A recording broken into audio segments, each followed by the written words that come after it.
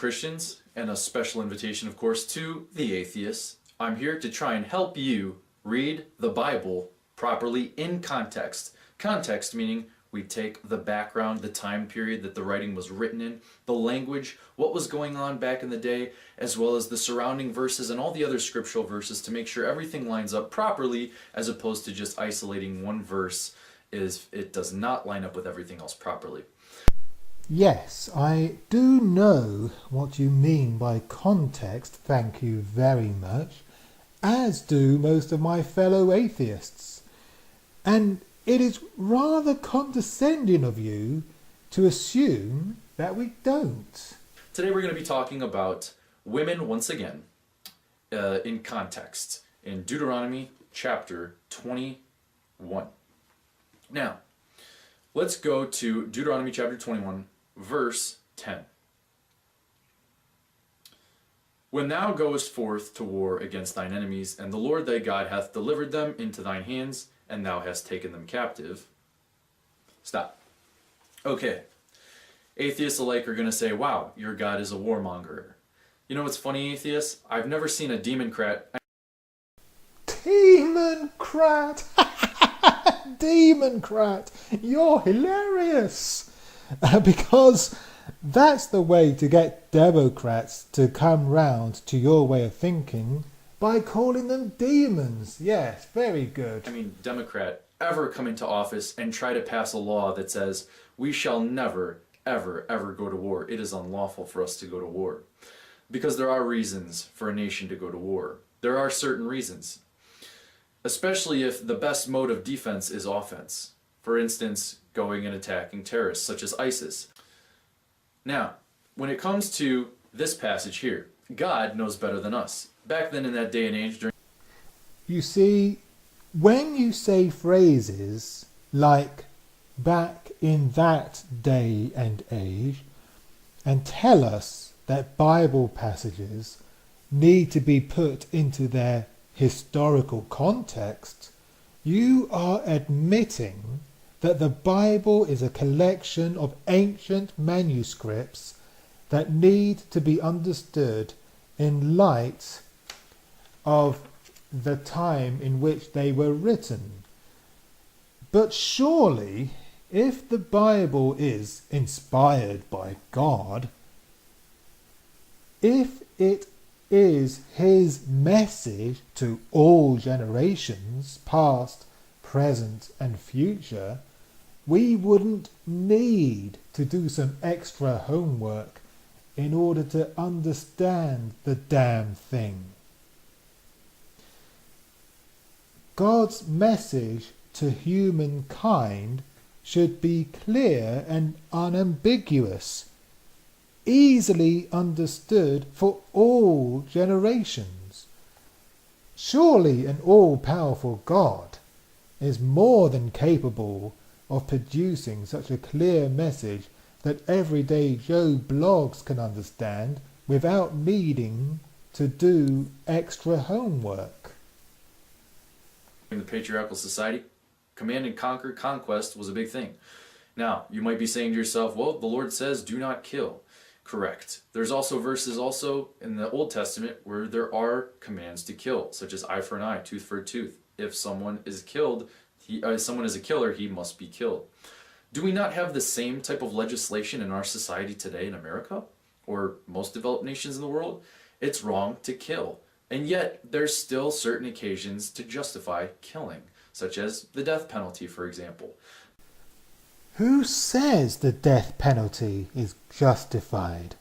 That's your opinion. But that's another debate for another time. But to go out and kill is unlawful. However, to go to war lawfully is a legal method of killing. So when we just say, oh, well, God says do not kill in the Ten Commandments, we have to take all the other verses into context and to see exactly what he means there. But God doesn't say do not rape in the Ten Commandments, does he? If he had, I dare say this video wouldn't be necessary. Doesn't the fact that you feel it is necessary make you wonder if maybe God doesn't hate rape as much as you are insisting he does. It's an unlawful killing. That's what it means. It's an unlawful death of an innocent person that shouldn't have ever come. Here, when it comes to conquest, the Lord knows better than anybody else. How do you know, atheists, that God foresaw a group of people actually doing much more damage, and perhaps it was better if they were out of the picture? Do you know that for sure? Are you God? Can you look into the future? Do you know that for certain? No, you don't? So God must know better than you, doesn't he? God can foresee things in the future much greater than any of you can, can't he? God can predict and prophesy things and get it right 100% of the time. Can you? 100% of the time. 100% of the time. 100% of the time. God can predict and prophesy things and get it right 100% of the time, can he? I suppose you have evidence for this. No, you can't? Interesting. So maybe his counsel is far greater than any of yours and your feeble fleshly minds. No? Well, at least you're happy. Let's go to the next verse. Starting at verse 11. And seest among the captives a beautiful woman, and hast a desire unto her, that thou wouldest have her to thy wife. Now, the atheist immediately is thinking to himself, wow, this God is a real... I'm not even going to say it. But this law is actually preventing rape. I'm going to say this again. This law is actually in place to protect the women from being raped. Command and conquest in ancient civilization, once the city was pillaged and taken over, the women were taken, beaten, probably raped. If God doesn't want conquest and pillage to happen, why not simply tell his people not to do that shit? Wouldn't that be easier than having to put laws in place telling them how best to treat female captives? Weren't the Israelites supposed to set an example to the nations around them? Why not set an example by not going to war in the first place, but instead teaching them to be a peaceful nation and to seek peaceful solutions?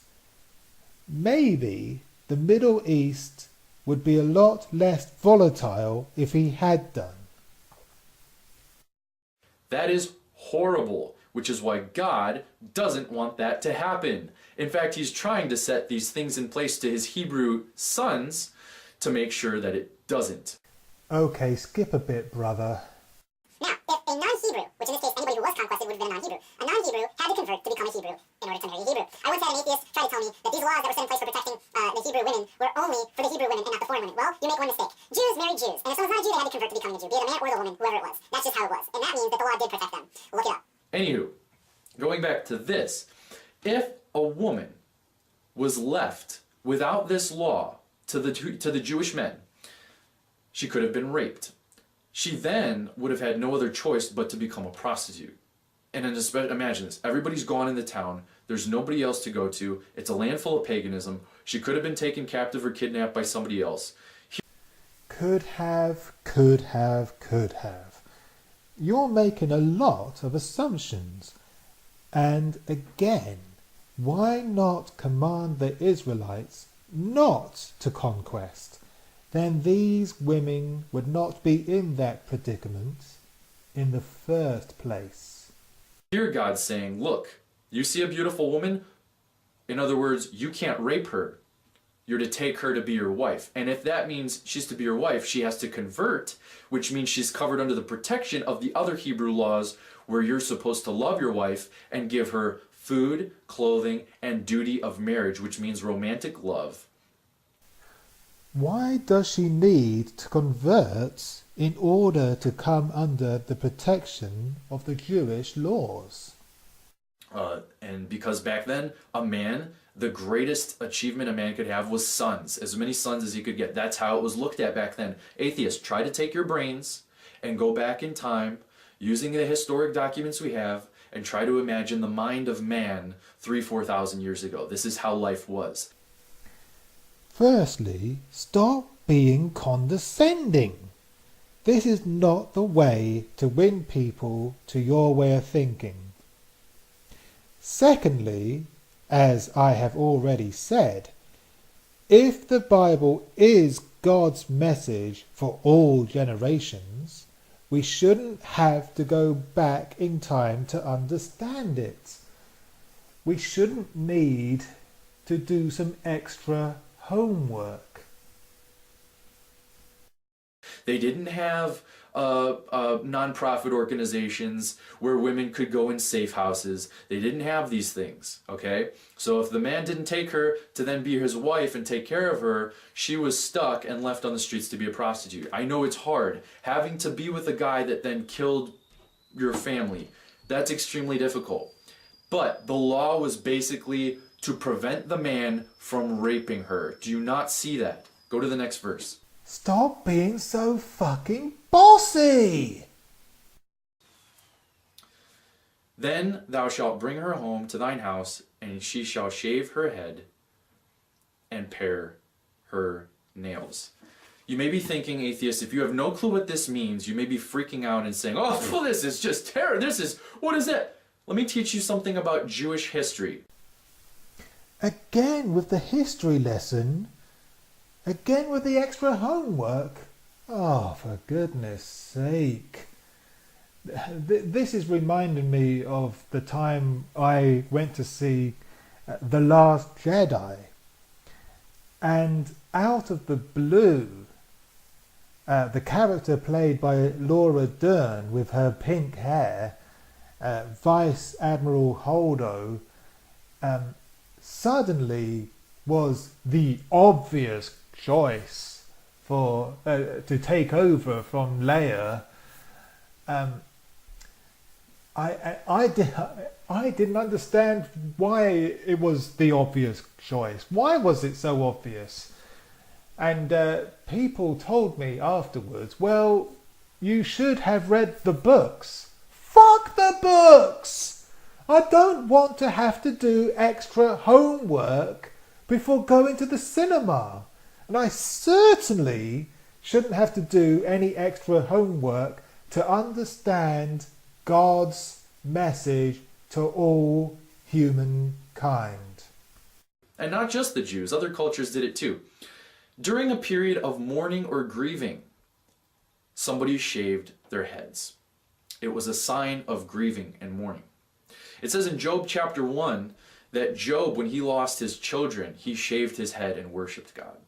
So that's what that means. In addition to that, the ancient Jewish tradition or law was it was only 7 days to mourn. And yet here we're going to find out in the next verse, the women were granted a greater grace period, 30 days.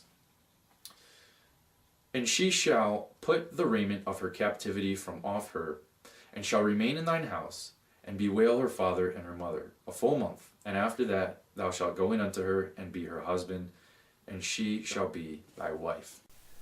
So she has to stay with her captor for 30 days. Was she free to leave during that time? That is extremely difficult. I know. It's extremely difficult. How can a woman, you may say she's essentially being raped. She would have been probably raped, and if not, had no other choice to be a prostitute had it not been for this law. There was no other option for her. In addition to the man sleeping with her after 30 days, mind you, he had to take care of her. He had to take care of her, give her food and clothing, and still show her love and affection in any other possible way that he could have, because that's what's in the Old Testament law of treating your spouse. I read this, I went over this in another video. If these things weren't done, the woman would have been left to have been raped, kidnapped, probably killed by pagans. If it wasn't for that, the woman had another option of probably going to a pagan temple, but that probably would have happened anyways because those practices were being done there. Again, why has her family and friends been killed in the first place? Why not just command the Israelites not to do that shit? Then there would be no need for this law in the first place. Now, here's the next verse to prove that a woman truly wasn't being raped. The next verse. And it shall be, if thou have no delight in her, then thou shalt let her go, whither she will, but thou shalt not sell her at all for money. Thou shalt not make merchandise of her, because thou hast humbled her. Okay, he rambles on for a bit now. More history lessons and a lot more assumptions. So let's say the 30 days is up. The woman says, I don't want anything to do with you. I want nothing to do with you. Now, the man would have to treat her like he would his wife. He would have to love his neighbor as himself. Because Jesus says in the New Testament, of this hangs all the law and the prophets. These two commands in Matthew chapter 22. Let's say he goes, all right, 30 days is up. If she said no, he doesn't have a right to sleep with her. You're going to say he does. No, he doesn't, because that would be rape. And God is doing, in context, the whole purpose of this law is to prevent rape. Which means, if he's not pleased with her, she is to be let go. He can't sell her. So 30 days is up. No, I'm not sleeping with you. Fine, then go. He's not to rape her. He's not to sleep with her against her will in any way. And the atheist is then going to say, well, wait a second. Why couldn't God have just set a law saying you can't rape her and you can't marry her, just leave her alone because you just killed her family? Again, that would have left her with no other choice but to be a prostitute. Imagine it. The town, half of it's wiped out. There's nobody else there. There's nobody living there. She has no money. She has no place to go. She's got nothing. It's a patriarchal society. Nomads and pillagers are going to come and visit the empty wasteland town. What's going to happen to her? She's probably going to be raped, and if not, she has no other choice but to go to another town where women could barely, if anything, find work. It's not like today. They couldn't really find work. She'd have to prostitute herself. The whole point of this law was, one, to prevent rape, and two, to give the woman a chance.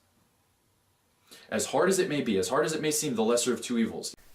the lesser of two evils is still evil. Just saying. Yes, hard. To live with the person that killed off your family and friends. A chance of not being a prostitute and of not being raped. It's a chance. But if the woman is not happy, she's clearly going to reflect that in the relation to the man. The man's not going to be pleased with her. She can yell and shout and scream. The man's not going to be pleased with her. Which means he has to then let her go, but he can't sell her, because back then, men sold their wives. And it wasn't just in Jewish culture. And it's not that God permitted it. I should prove this in another video that he doesn't permit.